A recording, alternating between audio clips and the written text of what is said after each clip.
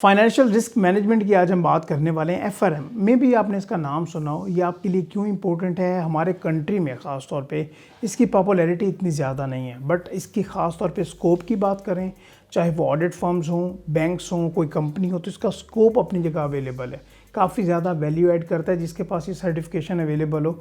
तो मैं एक छोटी सी एग्जांपल से आपको समझाऊंगा ताकि आपका इंटरेस्ट डेवलप हो। फिर हम डिस्कशन में लाएंगे इसका स्कोप, इसके कोर्स, इसकी एलिजिबिलिटी क्राइटेरिया क्या है, पासिंग परसेंटेजेस एंड बाकी के सैलरी पैकेजेस कैसे कैसे स्टार्ट हो सकते हैं और कैसे ये आपके लिए इम्पोर्टेंट है। और एग्जांपल जिस तरह मैंने आपको बताया कि ख़ास तौर पे अगर किसी बैंक ने कंपनी को लोन देना है और लोन काफ़ी बड़ी अमाउंट का अगर देना है किसी भी एसेट के अगेंस्ट या वटएवर जो भी टर्म्स एंड कंडीशंस हैं, तो बैंक यहाँ पे ये असेसमेंट करता है कि यहाँ पे कितना रिस्क इन्वॉल्व है।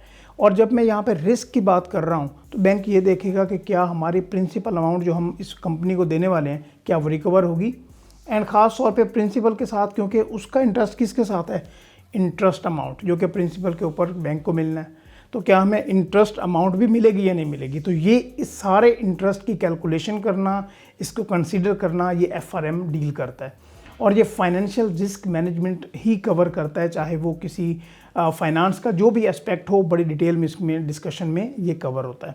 बाकी जितने कोर्सेज हैं सीए, एसीसीए, आईसीएम में, सीएफए, वहाँ पे भी फाइनेंशियल रिस्क का एक पोर्शन होता है। बट इन डेप्थ अगर कोई नॉलेज चाहता है या अपनी स्पेशलाइजेशन इस फील्ड में लेके आना चाहता है तो फिर उसको एफआरएम की तरफ जाना चाहिए। और अगर स्कोप की बात करें, चाहे क्रेडिट रेटिंग एजेंसीज़ हों, बैंक्स हों, इन्वेस्टमेंट बैंक्स हों, ऑडिट फर्म्स हों, कोई कंपनी हो, जहाँ पे भी फाइनेंशियल रिस्क की इन्वॉल्वमेंट होगी वहाँ पे एफआरएम बंदे की ज़रूरत होगी। इसका स्कोप अवेलेबल है। अभी अगर हम इसकी एलिजिबिलिटी क्राइटेरिया की बात करें तो भाई ऑब्वियस सी बात है कि अगर आप ग्रेजुएट हो, आपके पास कोई पहले सर्टिफिकेशन अवेलेबल है सीए, एसीसी, आईसीएम में, तो फिर आप इसके लिए एलिजिबल हो। और यहाँ पे ये भी क्वेश्चंस होते हैं कि क्या एग्जाम्पशन मिल जाएगी? नहीं, इसमें एग्जाम्पशन आपको कोई नहीं मिलेगी। दो ही इसके लेवल हैं, लेवल 1 है, लेवल 2 है। टोटली कंप्यूटर बेस्ड ये एग्ज़ाम है और आप इसको 1 साल के अंदर अंदर कवर कर सकते हो दोनों पार्ट्स को। ये आपके लिए किस तरह से वैल्यूएबल है। ख़ास तौर पे अगर कोई ग्रेजुएट है, उस बीएस अकाउंटिंग एंड फाइनेंस की हुई है, बीकॉम किया हुआ है, मास्टर्स किया हुआ है, या उसके पास पहले कोई सर्टिफिकेशन अवेलेबल है और वो फाइनेंस सेक्टर में है, एफआरएम की सर्टिफिकेशन अगर वो अचीव कर लेता है तो उसके सैलरी स्लैब में भी इजाफा होगा, प्लस उसको जॉब के लिए अपॉर्चुनिटीज़ भी ज़्यादा बेहतर तरीके से अवेलेबल होंगी इन मार्केट्स। तो इसकी स्कोप जो बेहतर अवेलेबल है। अच्छा, अगर हम ये बात करें कि इसकी सैलरी कितनी है, देखें सैलरी अभी वेरी करती है कि पहले आपके पास कौन सी सर्टिफिकेशन अवेलेबल है। और ख़ास तौर पे अगर आपने माइंड सेट ही बनाया हुआ था कि आपने एफआरएम करना है और इसके लिए आपने कोई ना कोई ग्रेजुएशन की और एफआरएम कर लिया, तो पाकिस्तान में जो इसकी स्टार्टिंग सैलरी है आप कह लें वो 70-75,000 से स्टार्ट होती है और फिर विद द एक्सपीरियंस ये सैलरी स्लैब जो है वो 150K एंड 200K तक जाती है। पाकिस्तान में और ज़्यादा आपको इंस्टीट्यूट्स नहीं मिलेंगे जहाँ पे इसकी ट्रेनिंग्स अवेलेबल होती है। आपको ऑनलाइन इंटरनेशनल इंस्टीट्यूट्स से ट्रेनिंग लेना पड़ सकती है। मे बी आपको कोई इंस्टीट्यूट यहाँ से मिल जाए।